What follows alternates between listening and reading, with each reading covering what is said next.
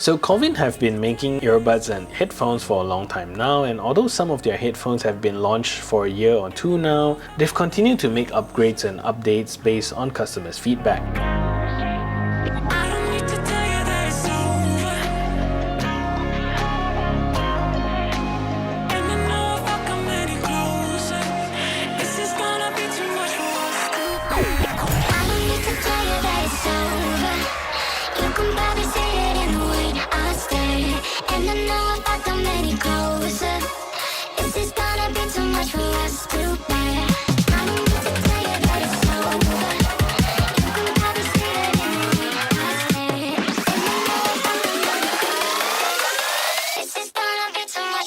Today we're going to take a look at two of Cowin's products, one earbuds and one headphones, to see if they are any good. Welcome to a review of the Cowin KY02 and the SE7. Hello, my name is Sean and welcome back to my channel. If you're new to my channel, I do a lot of tech reviews as well as unboxing, and if that is something that interests you, do consider subscribing to this channel, leave a thumbs up on this video, as well as share this video to all your friends around. And with that said, let's get on with a review of the Cowin KY02 as well as the SE7. The Cowin range of headphones and earbuds are not foreign to many, and many big name YouTubers have also checked them out so far. Both of these earbuds are apparently upgraded versions of their older counterparts, so let's see if they are any good. Cowin has reached out to me to review both of these earbuds and headphones, and although they have sent me these products, I will still be providing my honest opinion so you know what you're getting into before buying them. The KY02 retails for about US40, and that's about 180 Malaysia ringgit. And its bigger brother, the SE7, retails for about US100, and that's about 400 Malaysia ringgit. So if you're interested in getting any of these earbuds or headphones, do check out some of the links in the description below, and it will definitely help out the channel a lot. So let's start with the KY02, and this is definitely a fairly normal in-ear style earbuds, and the color that I've got is this yellow color, and it's a very standout color compared to traditional TWS earbuds. And in the front you get the Cowin branding, and above that you get 4 LED indicators that tell you the amount of juice that you have left. At the bottom you also get a USB-C charging port, which fortunately is still very relevant in 2020, and at the back of the case you get a button for you to check the battery percentage of your earbuds. The lid of the KY02 is also very smooth and stays in place very well for you to access your earbuds. And when you open the lid, the earbuds also get activated and starts connecting to your device. So taking the earbuds out, you can see that the earbuds and the case both have a very high quality plastic finish, and even the colors are top notch and not just some randomly sprayed on color. And on the touch sensor you get the Cowin branding and a small LED indicator at the bottom that goes away once the earbuds connect to a device. And in terms of the control, the KY02 lets you control most media controls with the exception of volume control, but it gives you the assistant control for you to control your volume instead. So the SE7 that I've got here is a very nice red color, and the entire headphone is still the same as it was a year ago, and all the updates are mostly software and tuning related. So the SE7 is a pretty solid pair of headphones, and the cups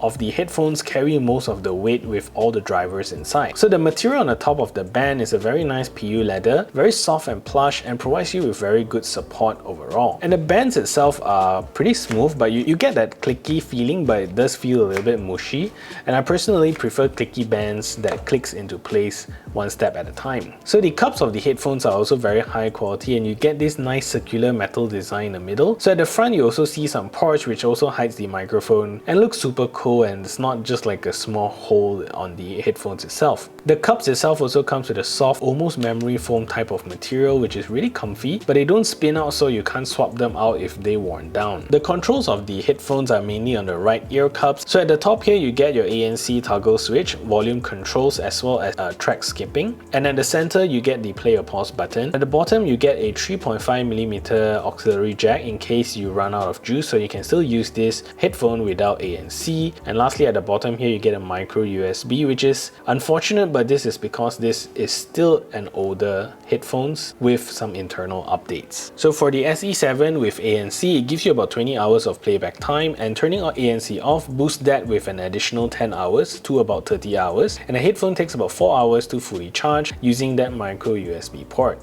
so not very fast there. And in the case of the KY02, it comes with a 6 hours of playback time, and the case gives you a total of 36 hours, and the case takes about 1.5 hours to fully charge, and the earbuds takes about 1 hour to fully charge. So both the KY02 and SE7 runs Bluetooth 5.0, where the KY02 is a regular chip with support for AAC and SBC. The SE7 runs a Qualcomm chipset which also gives you support for aptX. The KY02 is rated to be IPX5 water resistant, so should be able to cover you in most of your activities, but the SE7 on the other hand is not IP rated, which is typical to most budget ANC headphones. The KY02 actually gives you a super seamless mono and stereo mode, so you get to use either side independently, and swapping between them is also very seamless. Unfortunately, the KY02 doesn't support multi-point connectivity. However, the bigger brother, the SE7, actually supports multi-point connectivity between two devices, so still very relevant in today's standard. So the ANC of the SE7 is pretty okay, but compared to more modern headphones, it might not be as competitive. So think of these headphones where you really need to play music in order to block out most noise. With low humming noises, I think it's okay, blocking out about 60% of ambient noise. Certain frequencies like my noisy fan specifically don't get blocked out all too well, and I can still hear them, but like I've said, these work best when you're playing music. So compared to the nearest competitor, a more modern one, the Tribit Quiet Plus 78 that we've recently looked at, that manages to cut out about 75% of ambient noise. But for when these were launched more than a year ago, I'm sure these were the bomb. So sound quality of both of these Cowin is very impressive, starting with the KY02, which comes with a very nice sounding high quality sound signature, and when you get a good fit on these earbuds, it actually sits very deep into your ear canals and basically blocks out most external noises. The bass of the KY02 is very impressive with very good lows and fantastic clarity. Bass on these are firm, punchy and rumbling. I'm really shocked as to how good sound quality that these earbuds give, and I'm sure those who own the previous version of these earbuds can attest to. The SE7 in this case also has a very similar story with very good rumbling bass across all volume levels, but it's exceptionally impressive at louder volume. These are especially good with the sub-bass of most music, reproducing lows insanely well. Clarity on these are also very good across the range. So where the update comes from is in the sound signature mostly, where the older model has a better presence of bass when ANC is turned off. In the upgraded version, ANC off feels a lot like ambient mode, so it feels more open and sound quality in that case feels a little bit more hollow when ANC is off, which makes sense because now with ANC, these sound fantastic.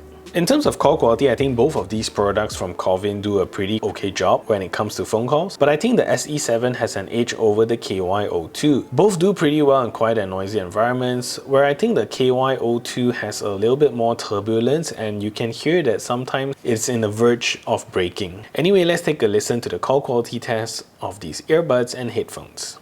So this is a test to see if the Cowin KY02 is a good earbuds for making phone calls. So this is me speaking in a relatively quiet environment, and this is the call quality that you can expect. So what I'm going to do now is to turn on a simulated background noise so you can hear a difference. So now there's a simulated background noise playing in the background, and this is the call quality that you can expect from these earbuds. So this is a test to see if the Cowin SE7 is a good headphones for making phone calls. So this is me speaking in a relatively quiet environment, and this is the call quality that you can expect. So what I'm going to do now is to turn on a simulated background noise so you can hear a difference. So now there's a simulated background noise playing in the background, and this is the call quality that you can expect from these headphones. So what do you think of the call quality? Let me know in the comment section down below. With Bluetooth 5.0 on both of these products, you really have no issue with latency when watching videos on YouTube or Netflix. However, playing games like PUBG, it does have a very minor delay. It's okay to use for casual gaming and it's mostly still pretty enjoyable. Anyway, let's take a look at the latency performance of these two products.